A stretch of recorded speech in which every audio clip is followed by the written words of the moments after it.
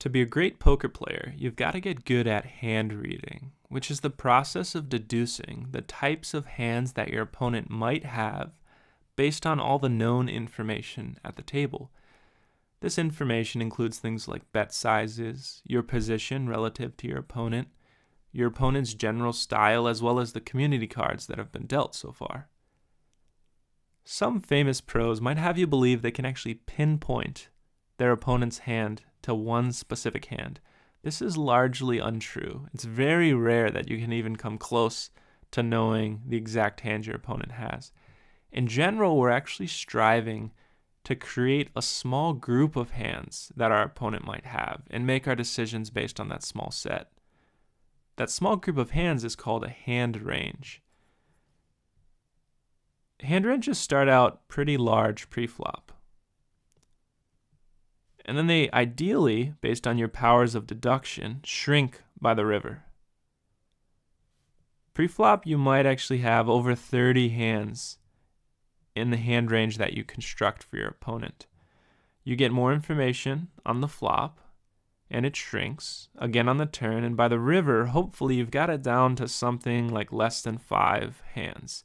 This is going to help you make really difficult decisions on the turn and river. It's going to help you pick off bluffs when your opponent's river betting doesn't match up with the possible hands that you've put in this hand range. Let's go through an example.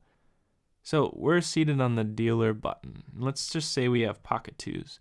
The villain in this situation is under the gun, and we don't know what he has, but he raises 5 times the big blind. We're at 5-10, and he sticks in 50 chips. So that's actually a big betting tell.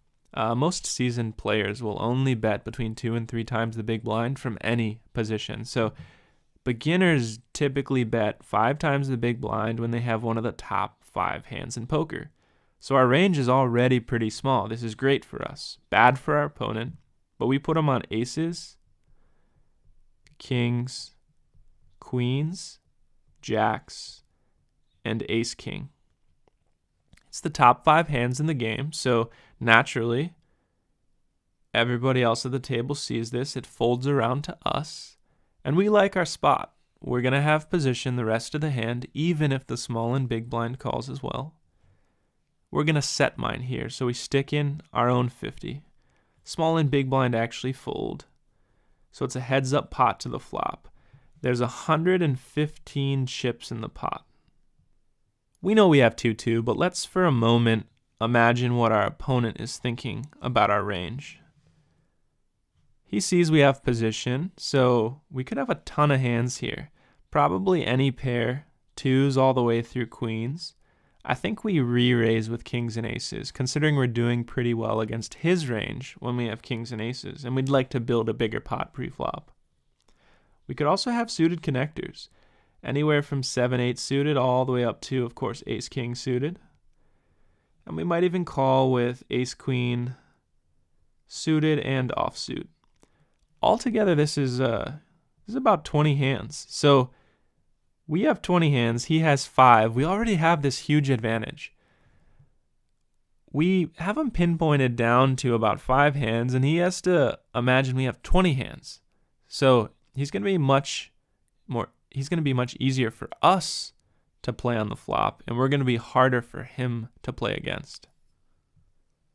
The flop comes out 2, king, 9. Fantastic news for us.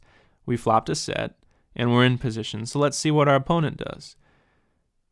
He actually checks. What does this do to our range that we have written down for him? Well, I think he would typically continue his pre-flop lead and donk bet into us if he has a good hand. So aces are obviously crushing our range. I think he would bet it actually. So his check removes that from his range. Same with kings.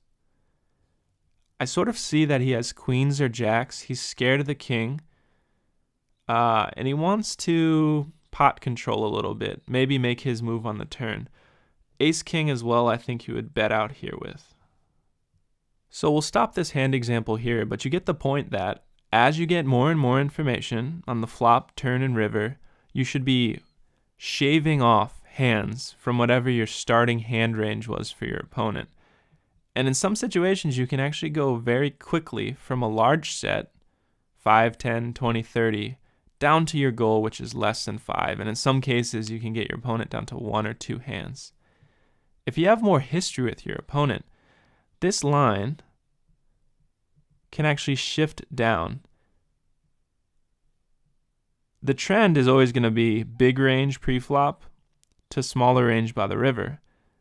But if you know your opponent really well and you have a lot of hand history with them and you've been paying close attention, that starting range, let's say instead of 30 hands, might be only 20, which is where value comes from paying attention to your opponent's behavior and knowing what types of hands he'll play from different positions and how much he'll bet when he does play those hands.